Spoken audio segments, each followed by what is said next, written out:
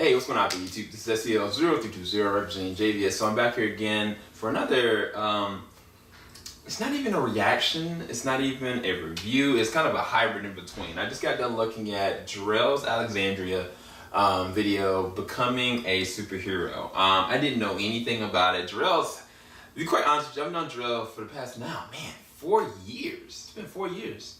4 years ago, I saw him working on his feature film, Satori.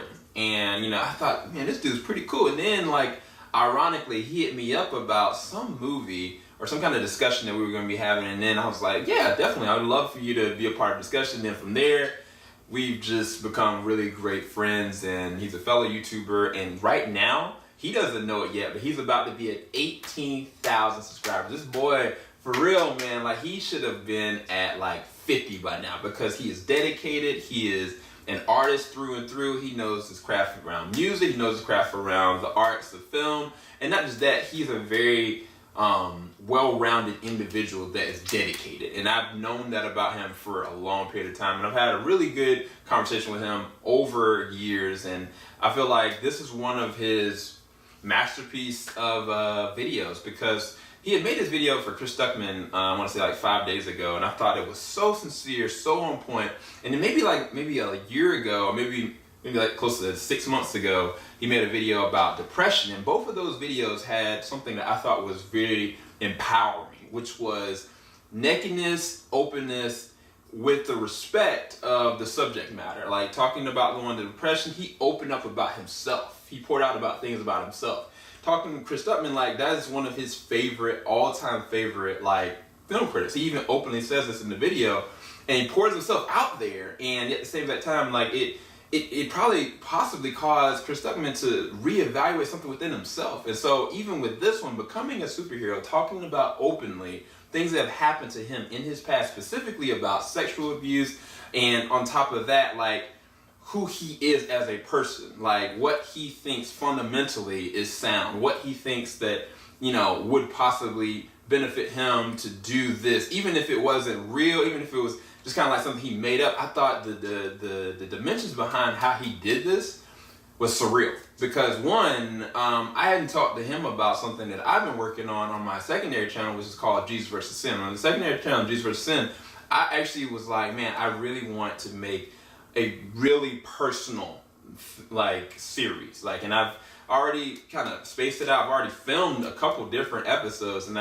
one of the things about the subject matter he was talking about in this, which is sexual abuse, which is something that I've even had to actually go through, and I've actually had to go and interact with the people they've gone through and talk about. I was man, he was so open about this. I was when I get to that subject and that episode for mine, I'm there's no reason to hold back, because the reason why I say that is empowering and endearing, and it's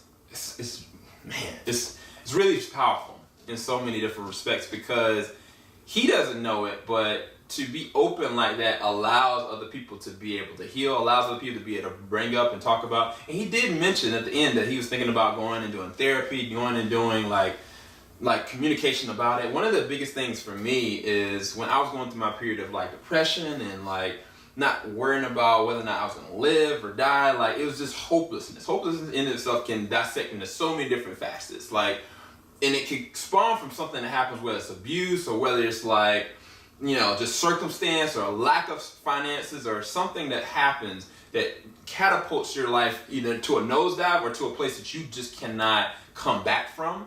And to come out of it the way that he is and the artist that he is just so inspiring, so endearing, because honestly what it is his testimony.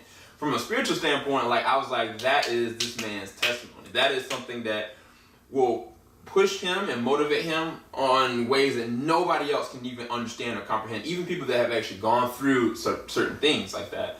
And I'm just going to continue to pray for the brother, because it's inspiring to watch him allow himself to be naked at the advance of other people, which is really what it is. Not the expense, but the advance of other people. Because now that he knows that, people might go and send him an email. People might go and comment to him man, how are you so strong? That's something that's crippling me and crushing me. He might go in and bring up different things that he thinks about in the wee hours of the night. I can tell you certain things that have gone in my past that you cannot let go. I cannot let go, short of the grace of God. And praise God, like through my testimony, I was able to get through a lot of that and talk about some things that's happened in my life. And what I'm going to do with Jor-El is we're not going to have an open conversation with you guys, but I'm going to have a conversation with him with certain things about the dynamics behind, you know, his healing process behind that. Like, was this something that, you know, he was able to allow himself to grieve over? Like, was this something that, you know, changed the scope of how he perceives life in and of itself? Because one of the biggest things for me with some of the things that happened to me is like, I was like, this is all me. This is all my fault. This is something that I could have prevented, but really ultimately that's not the case, but that's what you tell yourself on an internal level. And so there was a process for me. I had to go through this grieving process. I had to grieve over the situations that happened to me. And then when I grieved over those situations, I was able to allow myself to kind of allow those emotions to just like let go and release and take any kind of change that have been off of my heart, or on my mind, or on my head. Whether or not you think about like what kind of man you're going to be, what kind of father you're going to be, or if that's even a capability, or if that's what you want.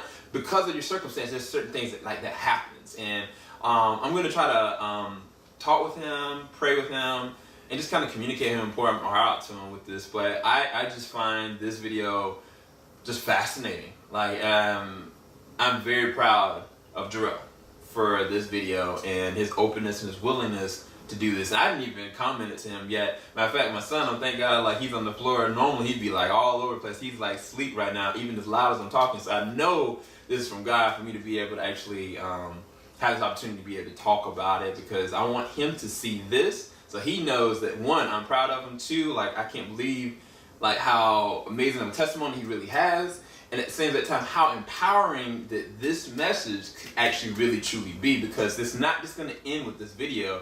It can go further than that. Now, the other side of this, the comic book side of this, and the filmmaker side of this for me, you got to make this, bro. You got to make this a series. Please let me be a part of it.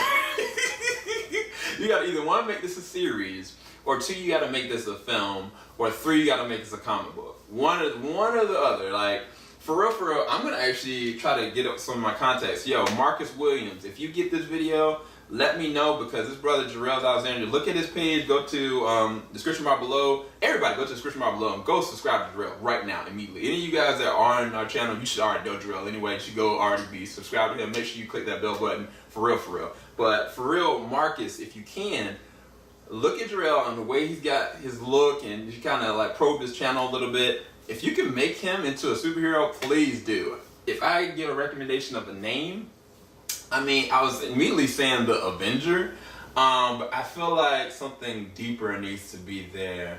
What would I give him as a name? Man.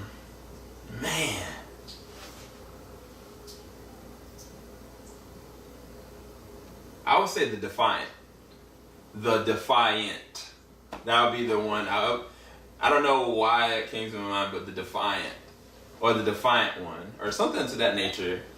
I think that would be something really interesting, what you could go with it. But either way, Marcus Williams, if you can, make a illustration of this young man. If you can, definitely, if you haven't checked out any of Marcus Williams stuff, it is amazing. He makes some of the greatest artwork, and they definitely, him and his boy, they are working on the Tuskegee Heirs, and so they got, I think, the third comic book out right there now. Go to the description bar below, check this stuff out on Twitter, and I'll also link Marcus the visual information down below as well. But Jor-El, I'm proud of you, bro. Congratulations on this video.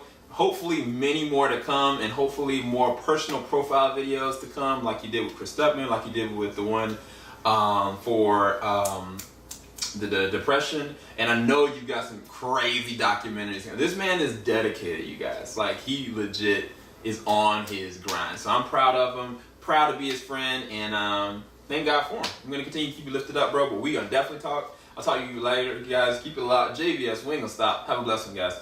Peace.